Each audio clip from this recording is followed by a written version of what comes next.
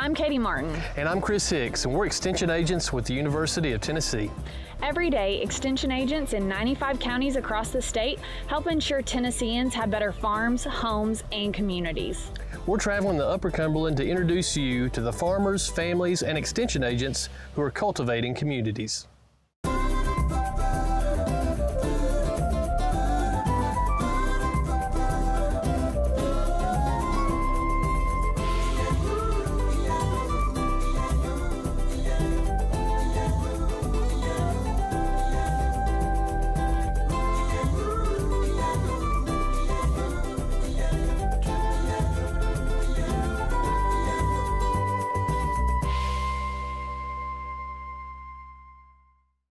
Welcome to another episode of Cultivating Communities. We're in Clay County, Tennessee.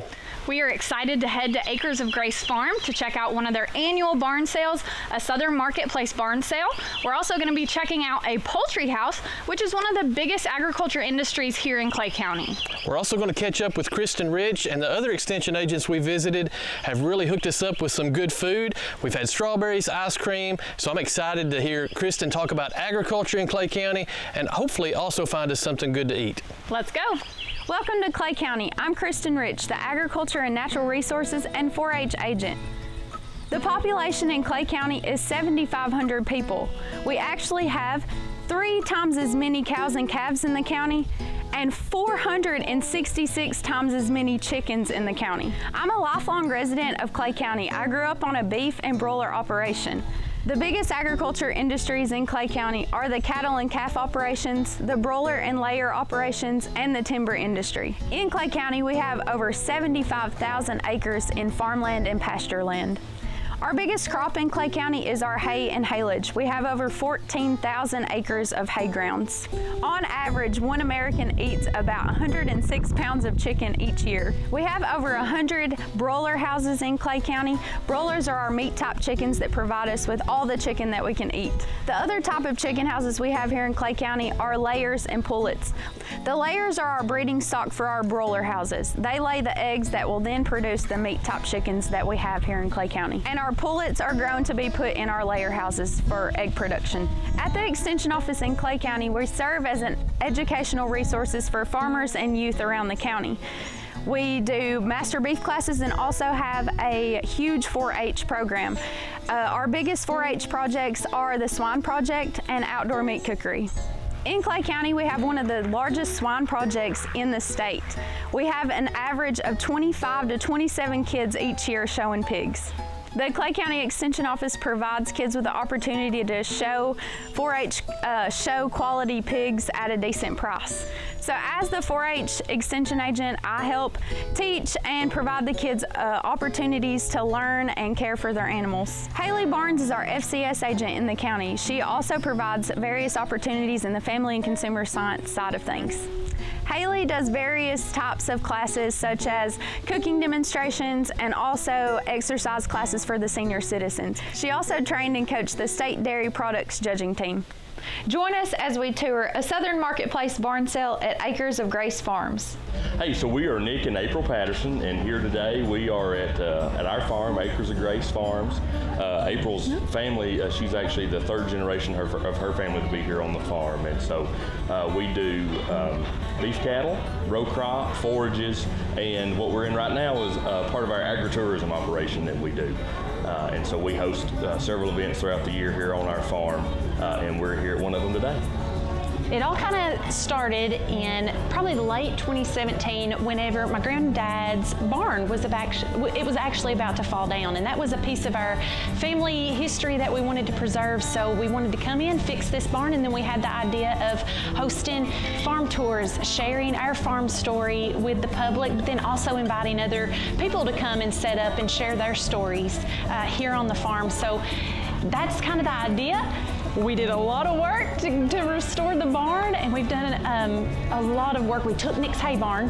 I don't know that he's still forgiven me for that, but we've kind of transformed our farm here to be able to welcome people from everywhere to come, spend a day on the farm, just enjoy it, see what other people are doing. We've got people that make homemade baskets or brooms, maple syrup. I mean, it's the coolest thing, and everyone's able to kind of support one another because we love to support our local farmers, support local businesses, and I feel like it's really become the perfect place to do that and for people to showcase their passion and their work.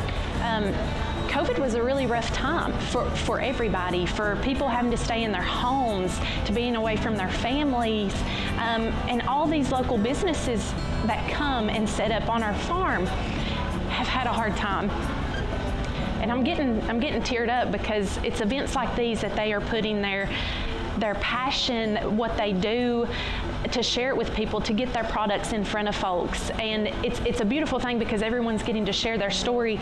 And COVID canceled events. It canceled events all over the nation. They didn't have the opportunity to be able to sell their products, and that's their livelihood. So to be able to bring these events back and get our vendors back out here is a huge thing, especially for getting them the support that they need to run their business and their operation. But it's getting positive. People are getting out. People want to support local. I feel like now more than ever, we stick together. We want to support one another, and there's no better way to do that than coming out here and supporting these people, because they're from all over, and it's just a great opportunity to come and see them and support them, and we're honored to be able to provide them a place to sell and show what they love with everyone. So it's a beautiful thing that we love to do and give them that opportunity. So a little over 50 years ago, my dad actually, after serving in the U.S. Army and he got his mechanical engineering degree, come back here and he wanted to start his own business. So he had a dream of that. And what he did was he went around to local sawmills and he got their scrap wood lumber that they weren't using, and he actually made them into mop and broom handles. There wasn't a lot of money in the mop and broom handles, and that didn't exactly pan out, but that also just kind of paved the way and led him into the next best thing, something that he grew up in, which was the sawmilling industry. So then Dad started the sawmill, logging, but then I like to say we were green before green was cool, because we actually recycle and use every part of the tree. So we take the bark off and we use it for mulch. So that's where Barky Beaver mulch and soil mixes come in, all natural bark mulch that we're able to take from what essentially would be a waste product. We also use the dust even in the sawmill. We actually have conveyors that take that dust and we recycle it and use it to fire our boiler, so for our dry kilns.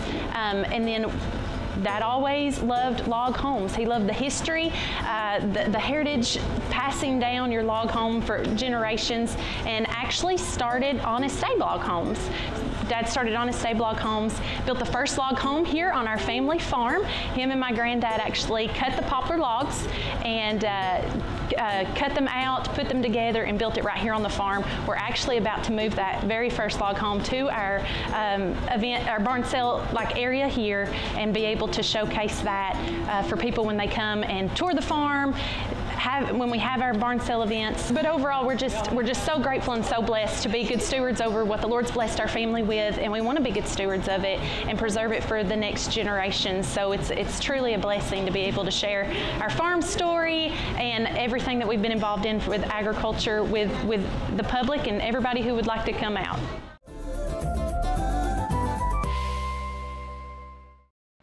After exploring around a Southern Marketplace barn sale, we were excited to catch back up with Nick in the pasture as he told us a little bit more about another important element of Acres of Grace Farm, their Akaushi Beef herd.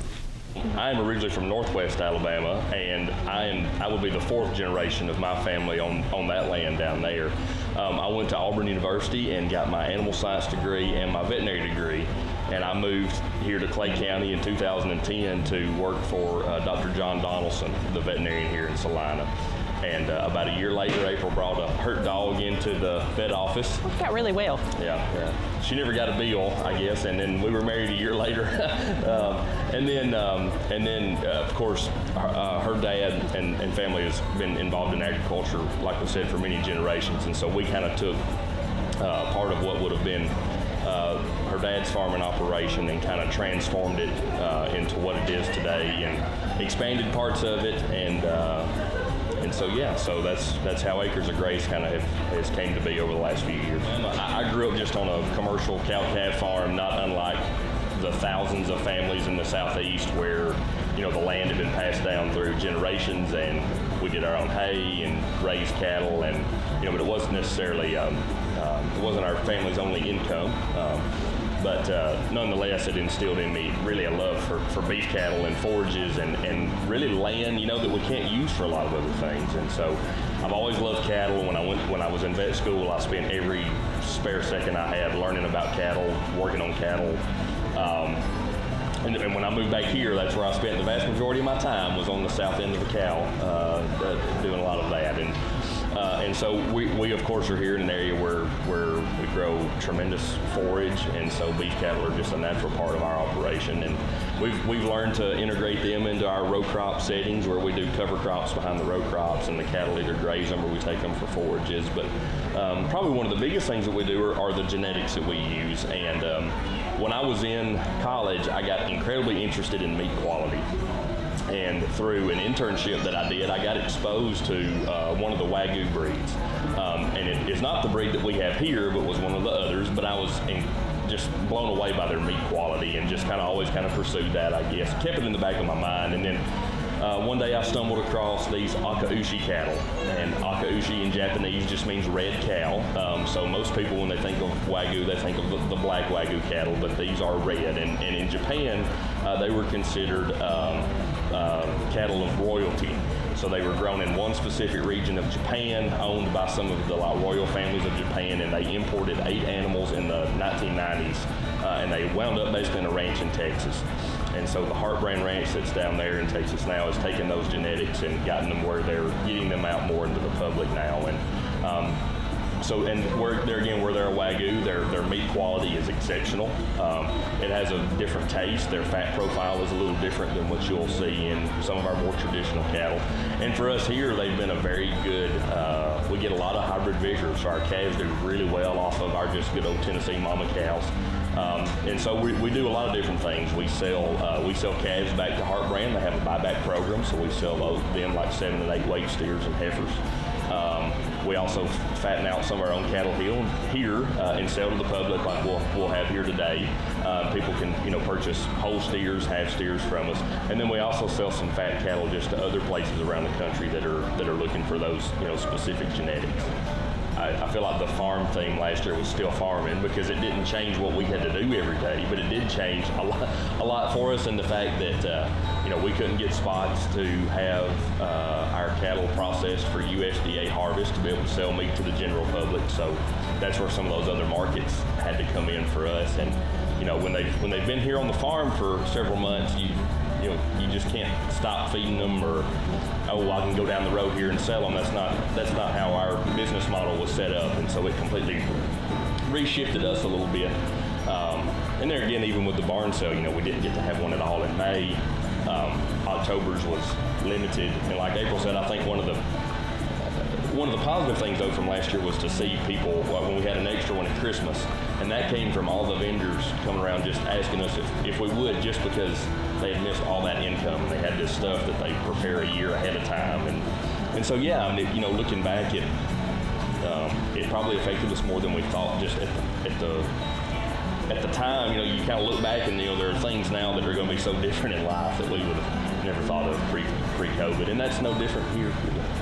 Our next fall barn sale is October 8th and 9th, and we're really excited about it because we're actually going to bring back our farm-to-table dinner that we do as a fundraiser for our Young Farmer and Rancher program here in Clay County. And y'all, that is the coolest event, where we take different things from different farmers around the area, and then we have it prepared, and you have an amazing meal. You get a keepsake. We have a lot of fun with it.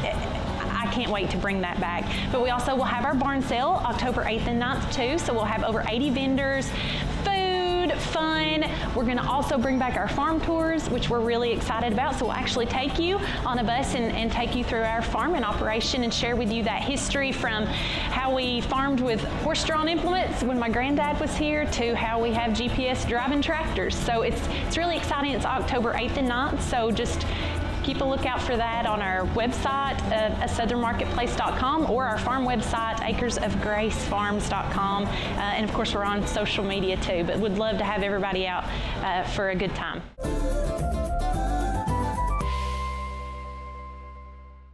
We're going to head over to Amber Rich's farm to visit their organic egg laying operation.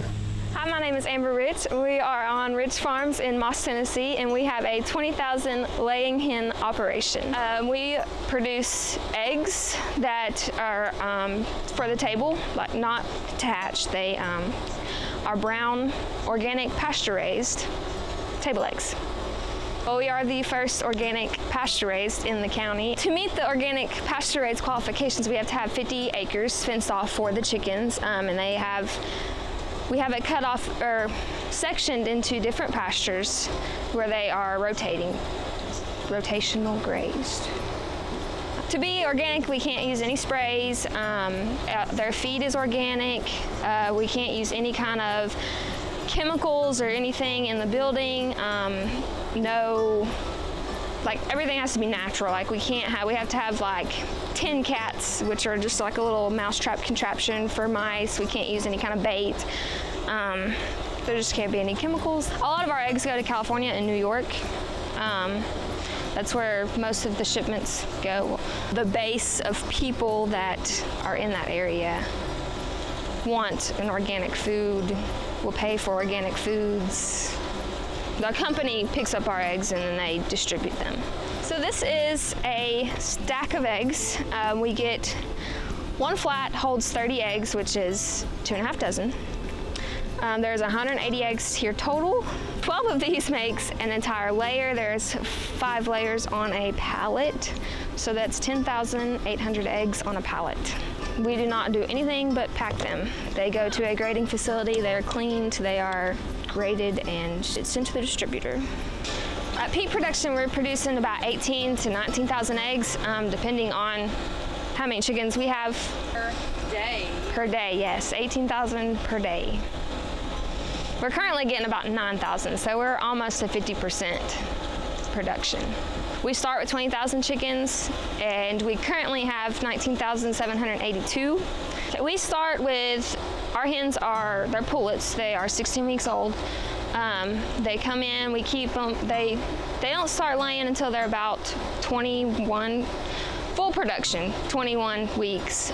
They gradually build up laying until then. Usually about 18 weeks they'll start laying. It's very small pullet eggs. We reach peak production usually about 25 weeks, and then we keep them until they're 14 months. And then the company comes in, we have a 2-month clean out, or 1-month clean out, and then we get new pullets.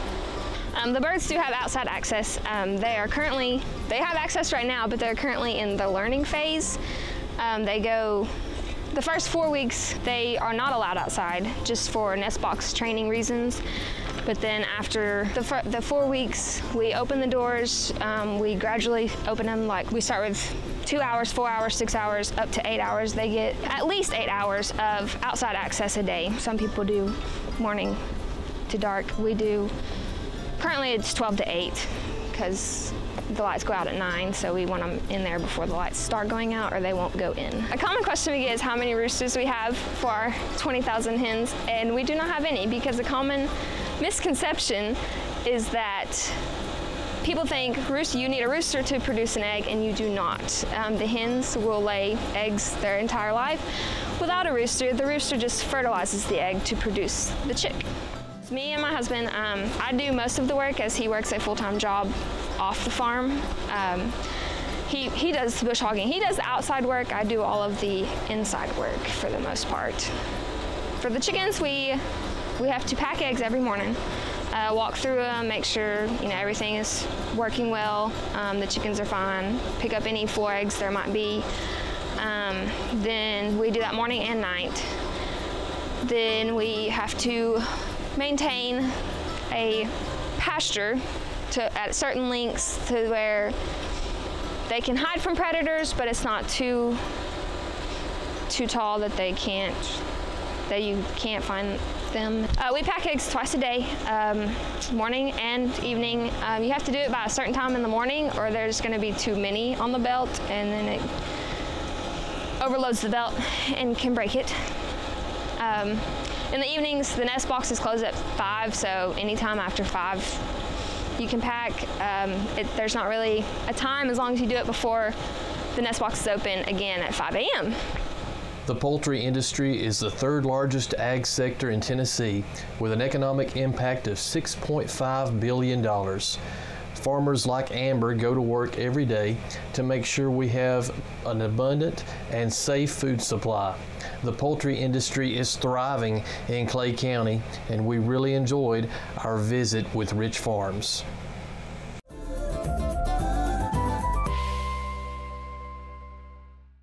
We had a really great day here in Clay County. We appreciate Kristen Rich and the whole extension team for welcoming us out. We had an awesome time at the barn sale and seeing all the many other things the Pattersons are involved with. And I loved learning a little bit more about organic egg production with Amber Rich.